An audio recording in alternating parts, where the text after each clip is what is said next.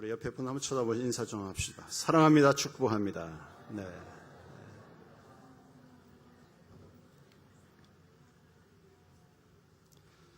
사람은 교육을 통해서 만들어진다라는 이야기도 있습니다. 실제로 예수님께서도 그 핵심 3년 반 공생의 사역 속에서 세 가지 핵심이 있습니다. 사역의 세 가지 핵심은 첫째는 가르치는 사역, 두 번째는 천국 복음을 전파하는 사역, 세 번째는 고치는 사역, 치유하는 사역을 하셨습니다. 이것을 교회가 잘 하려면 교회의 본질적인 소명을 잘 하는 것이고 또 개인도 마찬가지입니다. 이것을 잘 할 때 개인이든 교회든 하나님이 기뻐하는 대로 성장하고 부흥하고 마지막 때에 하나님께 귀하게 쓰임을 받을 수가 있습니다. 오늘 23절에 있죠. 예수께서 온 갈릴리에 두루 다니사 해당에서 가르치시며 그랬습니다. 해당은 지금으로 말하면 교회라고 생각하면 되겠습니다. 유대인들이 해당에 모여서 안식일을 지키고 제사장을 통해서 성경을 듣고 예배를 했죠.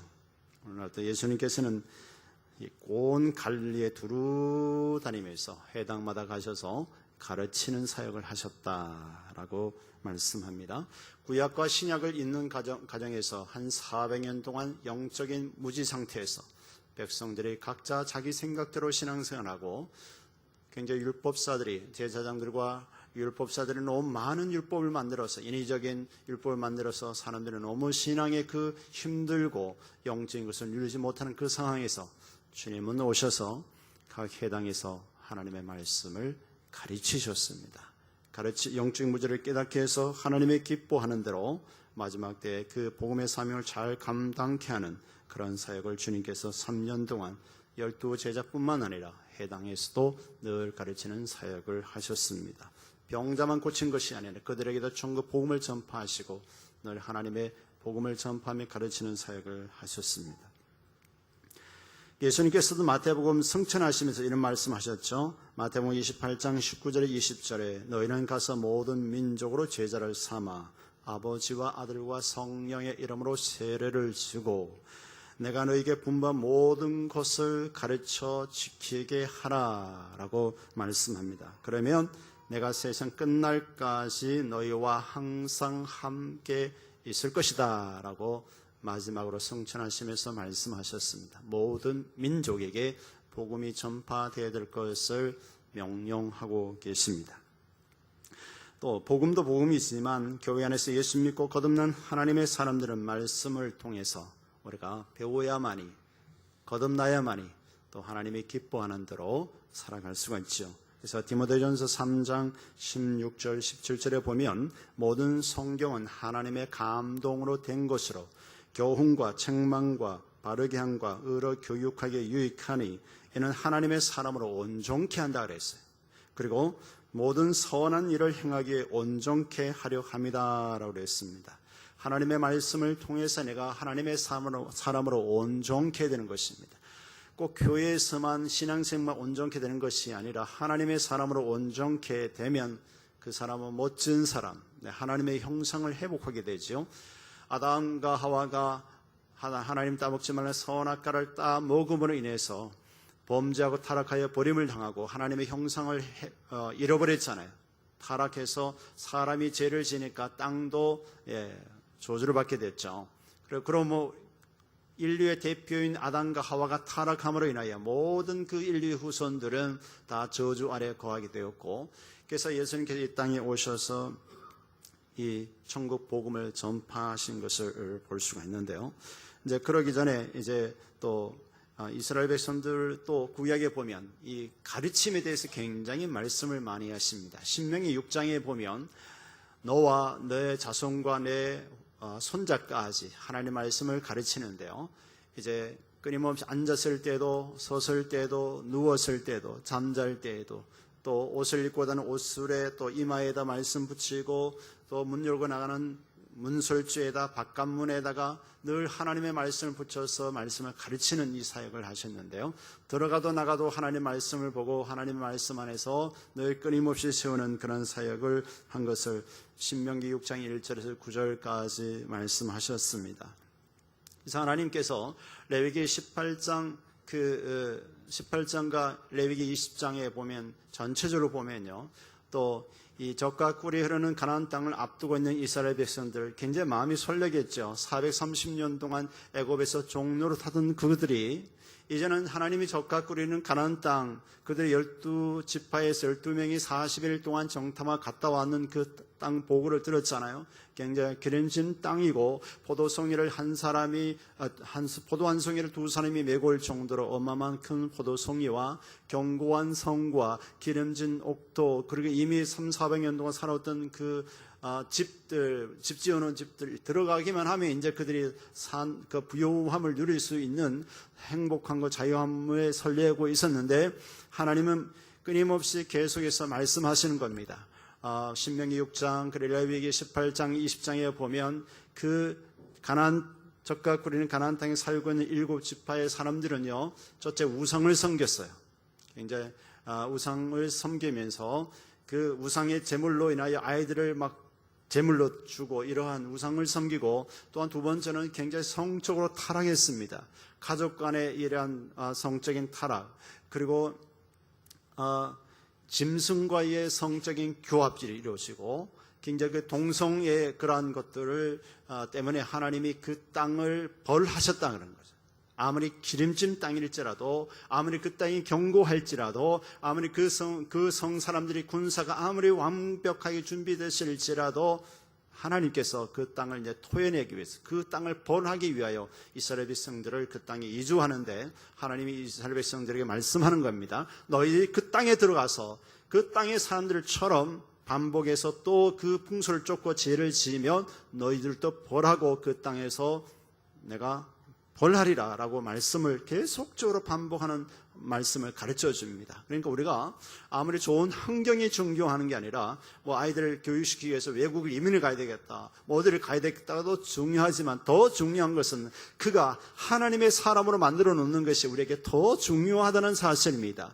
아무리 척박한 땅일지라도 하나님이 그와 함께하고 하나님이 그에게 복을 주고 하나님이 그의 길을 연다면 어떠한 항무지일지라도 하나님 그 땅을 옥토의 밭을 만들 수 있는 전능하신 하나님이지 않습니까?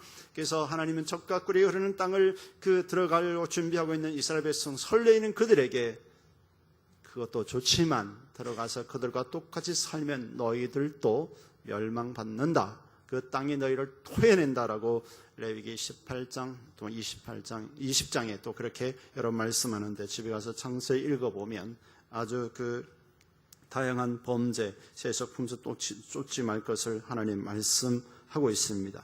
그래서 우리가 말씀을 가르칠 뿐만 아니라 그것을 삼가 듣고 행하라라고 신명기 6장 3절에 보면, 이스라엘아 듣고 삼가 그것을 행하라, 그리하면 내가 복을 얻고 내 열조의 하나님 여호와께서 내게 허락하심 같이 젖과 꿀이 흐르는 땅에서 너희의 수요가 심히 번성하리라 그랬습니다.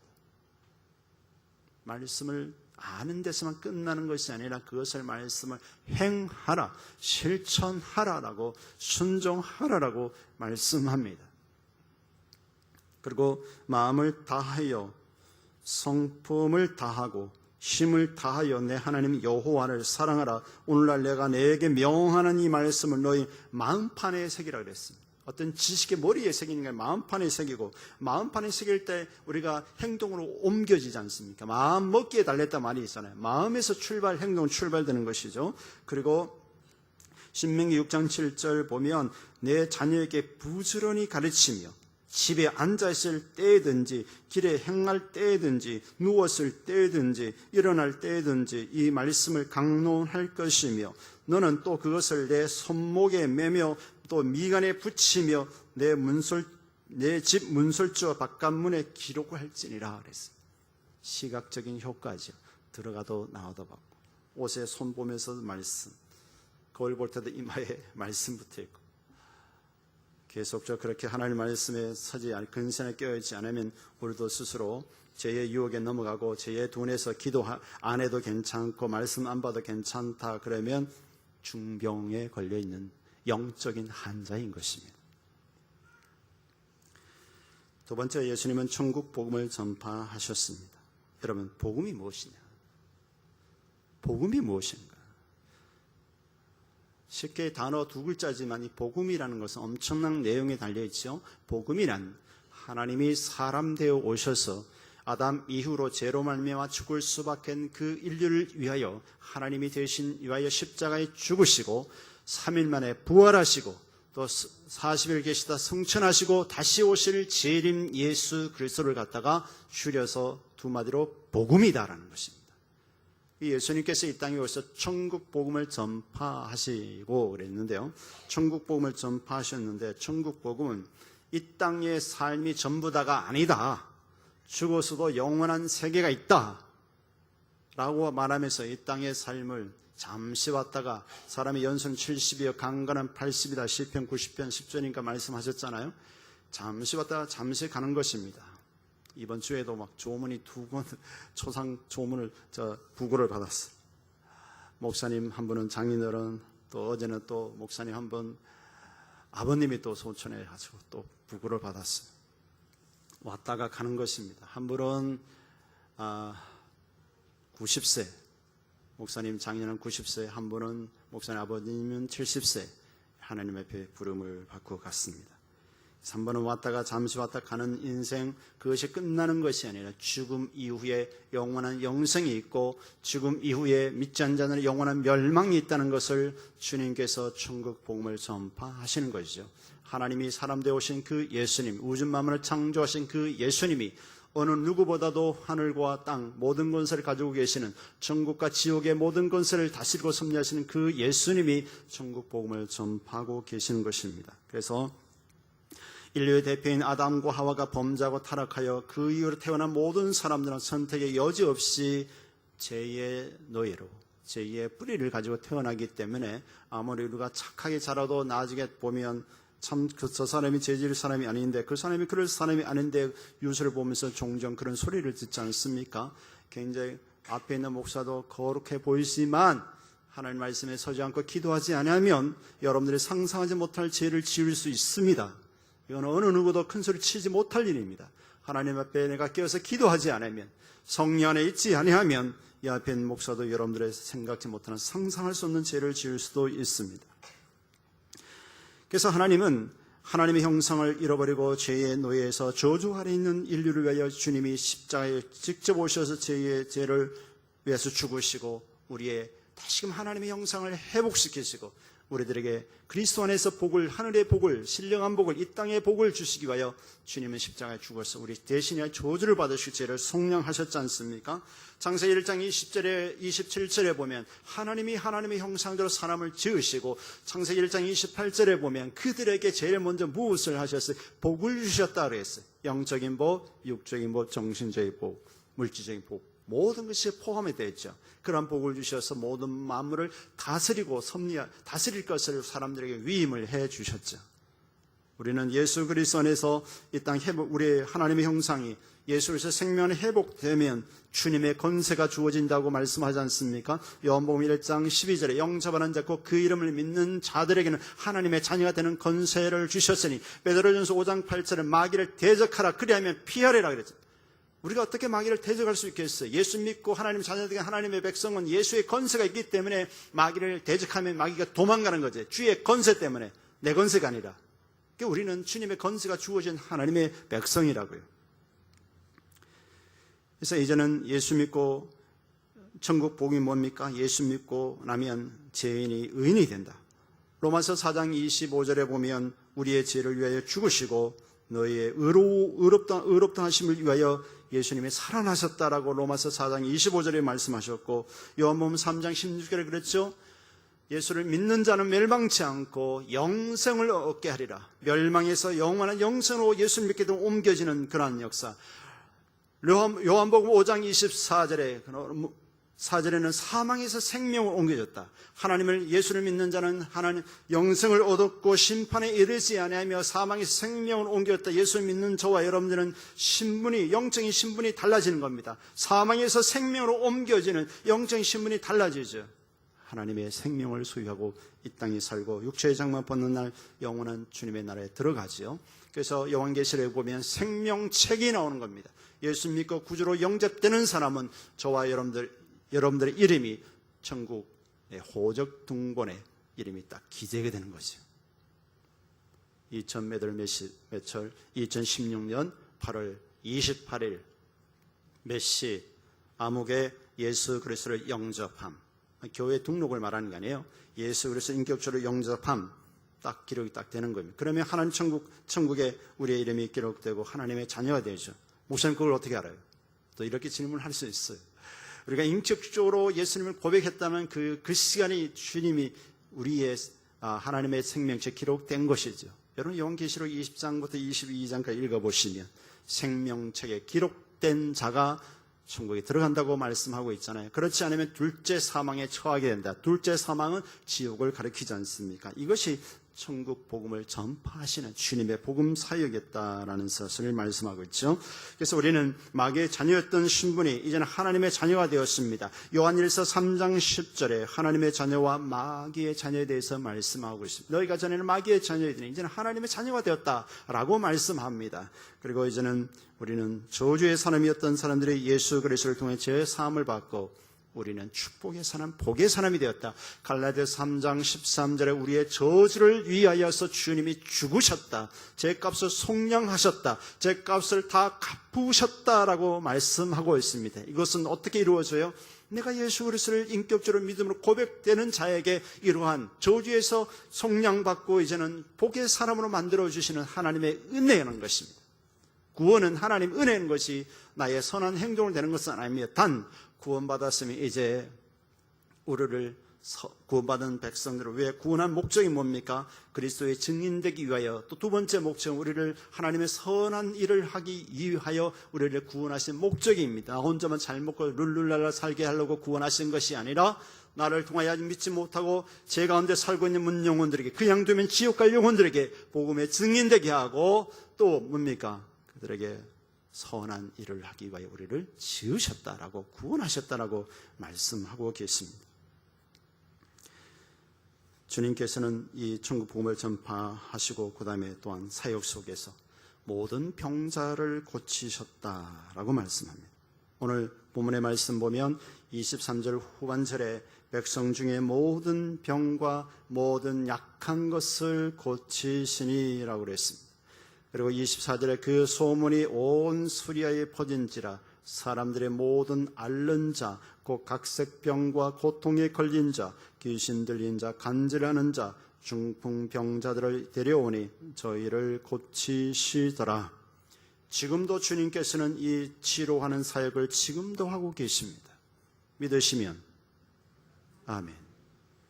누구에게 주셨냐? 이 목사에게 전도사에게만 준 것이 아닙니다.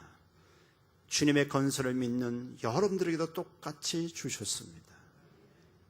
그래서 이제는 연합구역이 끝나고 이제는 다음 주부터는 각 가정에서 이제는 구역 예배를 드릴 텐데 어떤 환자들이 있으면 여러분들이 그 문제를 놓고 집중적으로 기도를 해 주셔야 돼요. 공과 공부가 끝나면 마치는 것이 아니라 가정의 문제를 놓고 기도하는 겁니다. 사업장이면 사업장, 직장의 문제, 자녀의 문제, 또 하나는 우리의 질병의 문제, 영적인 문제, 경제적 문제, 정신적인 문제, 모든 문제를 내놓고 우리가 하나님께 기도할 때 치유할 것은 치료하시고 회복할 것은 회복하시고 경제적 문제도 하나님 열어주시고 이러한 일들에서 우리는 기도하셔야 합니다. 이것을 구역장 또한 교구장님들이 잘 하실 때 문제들이 해결되는 겁니다. 우리가 하는 게 아니라 우리가 기도하면 일하시는 분 누구예요? 주님이 일하시는 겁니다. 그리고 여러분들이 기도할 또 예배 마치고 또 목사에게 기도받고 싶으면 목사님 이 문제를 놓고 기도 좀 해주세요. 김준수 집사님이 중국 들어가기 전에 목사님 이번 주에 우리 아기가 나와야 되는데 기도 좀 해주세요. 믿음대로 됐어요. 믿음대로 되고 때로는 하나님이 급하시면 급하신 대로 역사하시고 일하시는 그 주님, 지금도 치료하시는 그 주님을 믿으시기를 주의 이름으로 축원합니다. 그래서 여러분들의 보면 고치셨다. 영적인 문제, 때로는 귀신들이 몸에 들어가서 그 사람을 괴롭히고 힘들게 하고 영적 하나님을 믿지 못하게 뿐만 아니라 정신적으로도 사람이 정상적인 패턴으로 살지 못하게 만들어버리죠. 마가복음 5장에 보면 거라사인 귀신, 또 군대 귀신 들린 자의 사건이 나오잖아요. 군대 귀신이 수천 명이 들어가서 그 사람을 가정에서 정상적으로 삶을 살지 못하게 하고 무덤 사이에 가서 밤새도록 떠들며 소리 지르며 돌을 가지고 자기 몸을 학대시키고 사람들이 도저히 안 돼서 쇠고랑을 채워보지만 그 쇠고랑도 다 끊어버리고 사람들을 힘으로는 도저히 통제 불능입니다. 그런데 주님이 찾아오셔서 그를 귀신에 눌리면서 자유케 해주잖아요. 자유케 해주니까 귀신이 나가니까 그의 정신이 온전해지고 또 옷을 입고 앉았더라라고 그렇게 마가복음 5장이 표현하고 있습니다. 그렇습니다. 귀신이 들어온 병은 귀신이 나가야만이 질병이 문제가 되고 정신적인 문제가 완전히 해결되는 것입니다. 목사님, 이 시대가 어떤 때도 귀신 얘기하십니까? 여러분, 이런 얘기하는 사람은 성경을 다 찢어버려야 되겠죠? 주님이 얼마나 귀신을 말 쫓아내고 마귀에 눌린 자를 고치셨습니까? 이렇게 영적으로 우리는 요즘 따라 고상하게 다가오지요. 뭐 엄연한 게임에 빠지고 PC방에 빠지고 경마에 빠지고 경륜에 빠지고 하여튼 다양하게 빠져서 1년 일해 가지고 몇 시간에 다 털어먹고 오고 내 공부해야 할 학생들 공부하지 않고 밤새도록 5-6시간 게임에 빠져있고 이게 이 시대의 이러한 영상을 통해서 미디어를 통해서 사단의 공격과 귀신들의 역사가 있다는 사실입니다. 정상적인 생활하지 못하게 합니다. 정상적으로 공부해야 할 학생들이 공부하지 못하고 거기에 집중하게 인생을 낭비하고 생명을 낭비하게 하는 것이죠.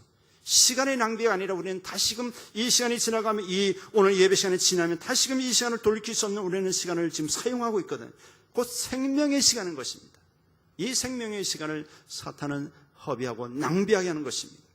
여러분, 돈을 몇백만 원 이러면 화가 나고 누가 훔치면 막 그러는데 우리의 세월을 때는 1년, 2년, 10년 허송세월 버리는 사람 보내면서도 불구하고 자기가 엄청난 이 생명의 시간을 도둑질 당하는 모르는 사람들이 너무 많습니다.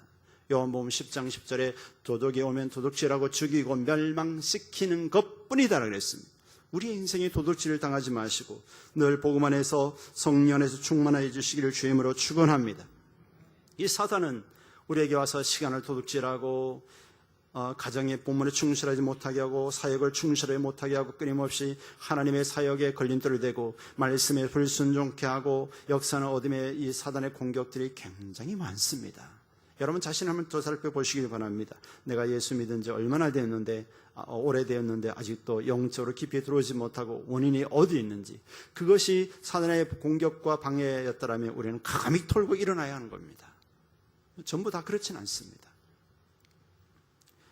이 영적인 문제도 이 영적으로 눌려있는 귀신들 눌린 자들을 주께서 자유케 하시고 그로 말미암아 정신적 문제에 왔던 그가 온전해지는 역사가 일어났던 것을 볼 수가 있는데요. 그래서 우리는 육신의 질병, 정신적인 질병, 영적인 질병을 볼 수가 있어요. 때로는 육신의 질병은 환경적인 요인이 있습니다. 여러분 사랑의 교회 지금 오정혜 목사님 오셨습니다마는 전에 사랑의 목사 옥하는 목사님은 폐암이 걸려 소천하셨잖아요. 목사님이 담배를 피웠겠어요? 뭐 술을 찾으셨겠어요? 때로는 환경적인 오염이 우리를 병들게 할 수도 있습니다. 그리고 우리가 또 몸을 관리하지 못하면 일찍이 몸을 망가질 수도 있지요. 저희 아버님은 술을 좋아하셔서 절제하지 못하셔서 63세로 가셨습니다. 굉장히 건강하셨던 분인데 몸 관리 안 하고 계속 술을 드시니까 몸이 망가질 수밖에 없지요. 또 우리는 이렇게 관리 소홀을 못해서 오는 질병들도 있고 재해로 오는 질병이 있습니다. 여러분 요한복음 5장의 말씀에 보면 5장 1절에서 18절까지 말씀에 보면 38년 된 병자가 나옵니다. 38년 병자가 이제 그 베데스다 연못가에서 천사가 물을 부글부글 끓게 할 때에 어떤 환자든 어떤 병이 들었든지 거기에 들어가기만 하면, 제일 먼저 들어가기만 하면 어떠한 병도 다 낫습니다. 그런데 38년 된 병자는 이미 오래된 지병으로 인하여서 가족도 그를 집어넣을 줄 여유가 없어서 이 사람을 베데스다 연못가에 갖다 놓기만 하고 집어넣어 넣어줄 사람이 없습니다. 좀 돈도 있고 그러면 말이죠. 좀 힘세고 조폭기질 있는 사람들 딱 붙여놓고 물 제일 끓거든 다른 사람 다 막아. 그리고 내 아버지, 내 아들, 내 형님 집어다 넣어줘. 이럴 수도 있잖아요.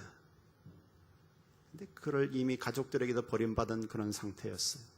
38년 된 병자, 10년 병에 열효자 없다 그러잖아요. 10명의 자녀들도 효자가 없다 그러듯이 이미 38년 병으로 인한 38년 병자를 주님이 찾아오셨잖아요. 내가 낫고자 하느냐. 주님, 제가 제일 먼저 들어가고 싶지만 연못에 이 물이 끓을 때 들어가고 싶지만 누가 넣어줄 사람이 없습니다라는 말은 낫고 싶다는 소리지요. 주님이 말씀하십니다. 내 자리를 들고 걸어가라 했을 그 말씀이 떨어지는 순간에 발달에 힘이 생기고 병들었던 몸이 회복되는 놀란 기적의 역사가 치유의 역사가 순간적으로 나타나지 않습니까? 그러면서 이제 그는 육체가 회복됨으로 인하여 건강한 아버지로서, 건강한 남편으로서, 건강한 자녀로서 이제는 효도도 할 수 있고 부모로서 부모를 감당할 수도 있고 이제는 한 남편으로서 가정으로 잘할 수 있는 사람으로 회복되지 않습니까? 이 치유가 하나님이 간단히 병만 치료하는 게 아니라 이 병을 치료함으로 인해서 가정이 행복해지고 한 사람이 깊은 병이 있으면 온 가정이 힘들어진 것은 사실인 것입니다. 힘 안 들어진다는 거짓말이에요. 그래서 주님은 이 사역을 하셨습니다. 하시니까 사람들이 막 허다한 무리가 예수님을 쫓아서 때로는 식사할 기를도 없이 그 예수님이 쉴 수 없는 만큼 사람들이 무리들이 쫓았어. 막 각 지역의 사람들이 몰려들었어. 그래서 영적인 질병, 정신적인 질병, 육체적인 질병을 주님이 다 고치셨다라고 말씀하시는 것입니다. 38년 병자를 주님이 딱 보니까 하나님이신 그 예수님께서 보시니까 이 병자는 죄로 인한 병이었어요. 그래서 우리 사람들 같으면 아이가 꼴 좋다. 죄 짓더니 38년이나 병들었네. 빨리 회개나 잘하시오. 뭐 이렇게 우리 때로는 인간적인 생각 그렇게 할 수 있는데 주님은 그런 말씀을 전혀 안 하셨어요. 일단 네가 낫고자 하느냐 했을 때 낫고 싶습니다. 회복시켜주고 온전케 한 다음에 그가 온전해져서 하나님의 성전에 와서 예배드리러 왔어요. 예배드리러 와서 주님을 만났는데 주님이 하신 말씀 한마디 딱 하십니다. 요한복음 5장 14절에 더 중한 것이 나타나지 않도록 죄를 범하지 말아라 라고 말씀합니다. 야단은 조금 치시고 회복은 이만큼 하시고 할렐루야. 저와 여러분들도 그렇게 할 수 있기를 주님 축원합니다. 누가 조금 잘못하면 그냥 잘못한 것은 이때다 하고 막 다다다다 공격하지 마시고 그것은 좀 잘 덮어나가시고 잘한 것은 많이 칭찬해 주시고 격려해 주시고 축복하고 위로하시기를 주님 축원합니다. 이것이 주님의 치유 사역의 방법이세요. 여러분 보세요. 요한복음에 보면 또 그 남편 요한복음 4장에서 1절에서 26절에 보면 사마리아 여인이 보잖아요. 남편을 5시나 갈아치우고 이제 우물가에 물 들어왔을 때 주님이 그 여인을 만나지 않습니까? 나에게 물을 달라. 어떻게 당신이 나에게 물을 달라 그럽니까? 유대인들은 이 사마리아인들을 개 취급하는데 어떻게 당신은 유대인으로서 나를 물을 달라 합니까? 라고 말씀하면서 네가 나를 알았다면 내가 영원한 목마르지 않는 생수를 줄 것이다. 이 여인은 굉장히 영적인 목마름 때문에 육적으로 뭔가 해결해 보려고 했는데 아무리 남자를 여러 명 가르쳐도 영적인 목마름이 해결되지 않는 것입니다. 그런데 주님이 그것을 아시고 그를 찾아오셨어요. 네가 아무리 이렇게 많은 남자를 만났어도 너는 영적인 목마름 해결할 수 없어. 너의 방법이 잘못되었다는 거지요. 그러시면서 주님이 그에게 목마르지 않는 생수를 가르쳐 주잖아요. 예수님 자신을 가르쳐 주잖아요. 그가 주님을 만나고 기뻐서 부끄러운 것도 다 물리치고 동네 가서 소리칩니다. 내가 메시아를 만났다. 내가 메시아를 만났다라고 그냥 동네에서 손가락을 받던 그 여인이 주님을 만나고 기뻐서 외쳐서 막 복음을 전하지 않습니까? 주님께서 그에게 정죄하지 않으셨습니다. 오직 생명을 가르쳐주고 그가 회복시킨다면 주님을 만나고 그리스도의 하나님의 영산이 회복되면 그가 죄를 짓겠습니까? 타락하겠습니까? 38년 병자가 회복됐는데 또 죄를 짓겠습니까? 주님의 생명이 있으면 그럴 수가 없지요. 또 이런 베드로의 사건을 보지 않습니까? 아니 예수님 죽는 자리까지 내가 찾아가서 가겠습니다 했잖아요. 베드로가. 여러분 그 마태복음 26장에 보면 베드로가 막 그 예수님을 저주하는 그런 모습을 봅니다. 예수님 십자가에 못 박기 전날 밤, 박기 전 밤 너희들이 나를 버리라 그랬더니 아유 예수님 무슨 소리 하십니까? 예수님 죽는 자리까지 나도 가겠습니다라고. 그래도 믿음 있는 베드로가 좀 대표로 그렇게 말했을 때 모든 제자들이 한 목소리로 그랬어요. 나도 그렇게 하겠습니다 했잖아요. 그런데 실상 어떻게 됐습니까? 예수님 잡아가지고 신문할 때 그들은 도망갔잖아요. 잡혀서 자기들도 신문다가 당하고 십자가에 못 박혀 죽을까 봐. 그러면서 한 비자에게, 한 신부만한 여종에게까지 예수님 모른다고 저주까지 했던 베드로.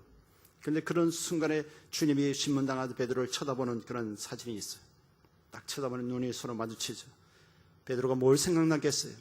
내가 주님을 죽는 자리까지 함께 갈 때 큰 소리 쳤던 말이 생각나지 않겠어요? 그리고 닭이 울 때 네가 닭 우기 전에 3번 나를 부인하리라. 그 말을 생각하면서 심히 통곡했다 그랬어요. 심히 통곡했다 그랬어요. 그렇습니다. 우리가 우리의 열심은 한계가 있어요. 우리의 열심은 한계가 있어요. 하나님의 성령으로 무장되지 아니하면 우리의 주신 목사의 사명, 우리의 직분의 사명 잘 감당할 수 없어요. 부작용이 많아. 그러나 하나님의 성령으로 하면 부작용은 조금, 하나님의 역사는 크게 나타나는 것입니다.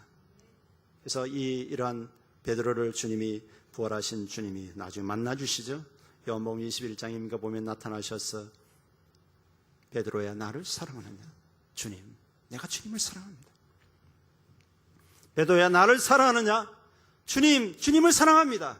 내 양을 먹이라, 내 양을 치라 말씀하시죠. 3번 부인하고 저주한 것을 3번으로 회복을 시켜주는 것을 말씀하시죠. 그리고 똑같이 제자들도 함께 도망가고 주님을 모르나 했던 그 제자들은 부활하신 주님을 만나고 하나님의 성령 받아서 나중에 다 한 명도 없이 가룟 자 빼고 모두가 순교까지 하잖아요. 순교까지 하면서 주님의 복음을 해서 헌신하는 사람 바뀌었습니다.